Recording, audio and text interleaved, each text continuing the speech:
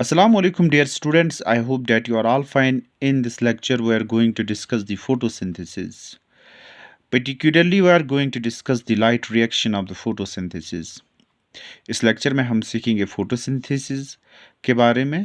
Photosynthesis क्या process होती है और फोटोसिंथेसिस जो है इसकी एक इम्पॉर्टेंट रिएक्शन या फेस जिसको हम लाइट रिएक्शन कहते हैं। आई होप कि आप पहले से इस वीडियो को अच्छे से देखेंगे। अगर आपने पेशेंस रखी है आप इस लेक्चर को अच्छे से अंडरस्टैंड करेंगे।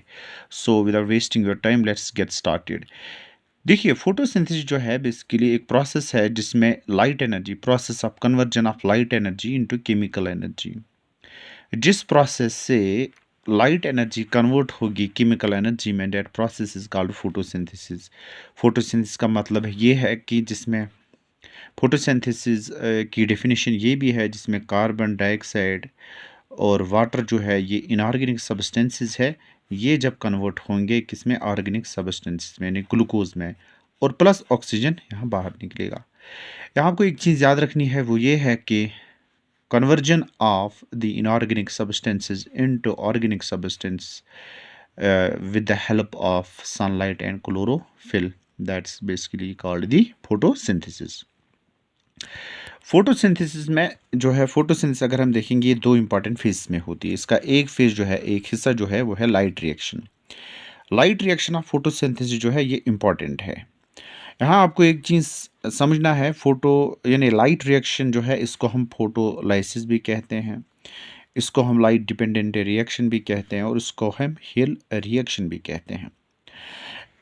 हमें ये समझना है जो लाइट रिएक्शन है या जो ओवरऑल फोटोसिंथेसिस की अगर हम बात करेंगे, बेसिकली ये मेसोफाइल सेल्स में होती है।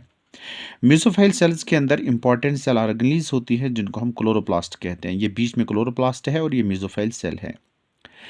अब इसी के अंदर ये जो क्लोरोप्लास्ट है जो बीच में मैंने बनाई है, इसी के अंदर आपको दो पार्ट्स दिखाई देंगे। ये है क्लोरोप्लास्ट। एक क्लोरोप्लास्ट जो है इसको पहले हमें समझना है, बाद में हमें लाइट रिएक्शन समझ आएगी फोटोसिंथेसिस की।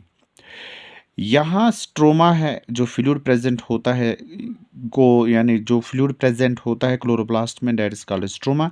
और ये जो सैक लाइक स्ट्रक्चर्स है इनको हम कहते हैं थाइलोकॉइड। थाइलोकॉइड आपस में कनेक्ट होती है और ये बनाती है ग्रेना। ये स्ट्रक्चर है क्लोरोप्लास्ट का और ये डबल मेम्ब्रेन स्ट्रक्चर है। ये इसका आउटर मेम्ब्रेन है और ये इसका इनर मेम्ब्रेन है।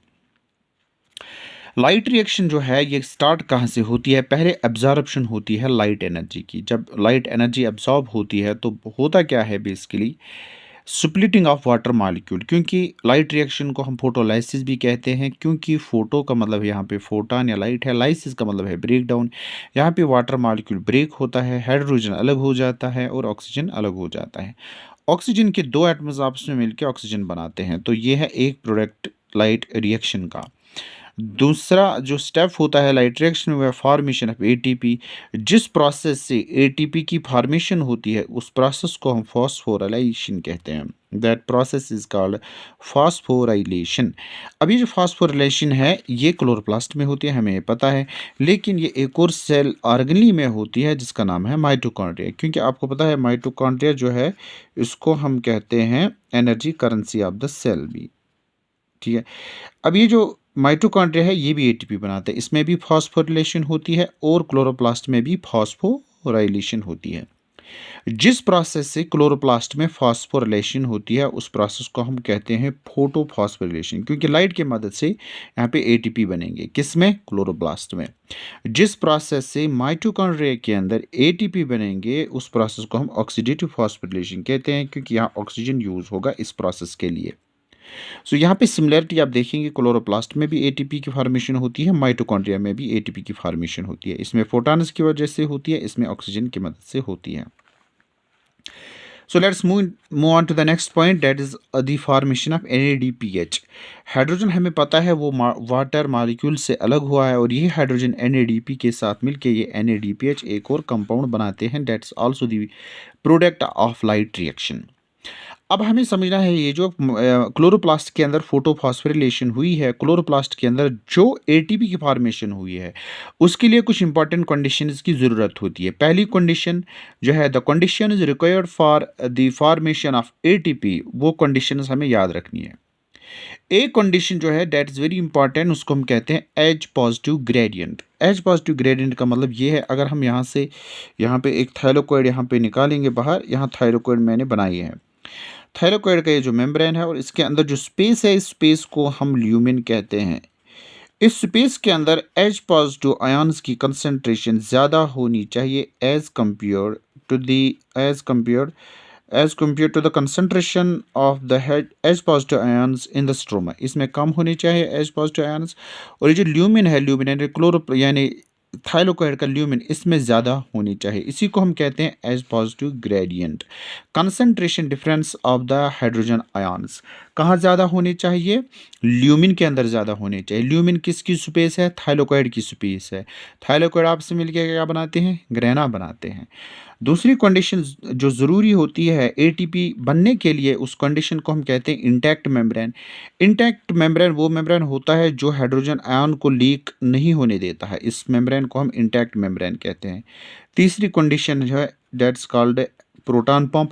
यानी प्रोटॉन पंप की वजह से जो हाइड्रोजन कुछ बचे थे स्ट्रोमा में, ये वापस दाखिल किए जाते हैं into the lumen of the thylakoid. इसको हम कहते हैं प्रोटॉन पंप। ये कंडीशन जब फुलफिल होती है, उसके बाद होता क्या है? उसके बाद ये जो मेम्ब्रेन होता है थाइलोकॉइड का, इसमें एक इम्पॉर्टेंट प्रोटीन प्रेजेंट होता है। उस प्रोटीन का नाम है that is F1 F0। That is ये F1 है इसका पार्ट। ये जो हेड होता है इसका, इस हेड का नाम है F0।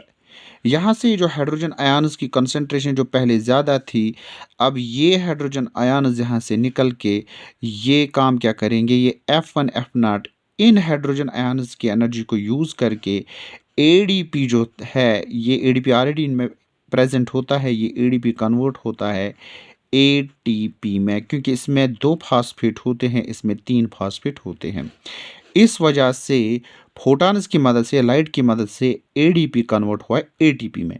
लाइट की रिक्वायरमेंट क्यों हुई है एडीपी को कन्वर्ट करने में एटीपी में? क्योंकि अगर लाइट की मदद से हाइड्रोजन अलग नहीं होंगे, तब ये जो प्रोटीन है, ये जो चैनल प्रोटीन है बेसिकली, जिसमें कन्फॉर्मेशनल चेंज होती है, जिसमें स्ट्रक्चर चेंज होता है जब ये एनर्जी यूज़ करेंगे। अगर ये हाइड्रोजन यहाँ अलग नहीं होगा, तब ये प्रोटीन हाइड्रोजन आयन्स की एनर्जी को यूज़ नहीं कर सकता है, क्योंकि जब हाइड्रोजन ही नहीं होंगे, ये किसकी एनर्जी को यूज़ करेगा? इसलिए यहाँ हाइड्रोजन अलग होते हैं फोटॉन्स की वजह से। इसलिए फोटॉन की वजह से ही एडीपी कन्वर्ट होता है एटीपी में, क्योंकि यहाँ पे ये जो प्रोटीन चैनल प्रोटीन है, ये हाइड्रोजन आयन्स की एनर्जी को यूज़ करता है। सो ये जो है basically that's called the light reaction, जिसको हम फोटोलाइसिस भी कहते हैं, लाइट डिपेंडेंट रिएक्शन भी कहते हैं और हिल रिएक्शन भी कहते हैं। अब दूसरे पार्ट में हम डिस्कस करेंगे डार्क रिएक्शन।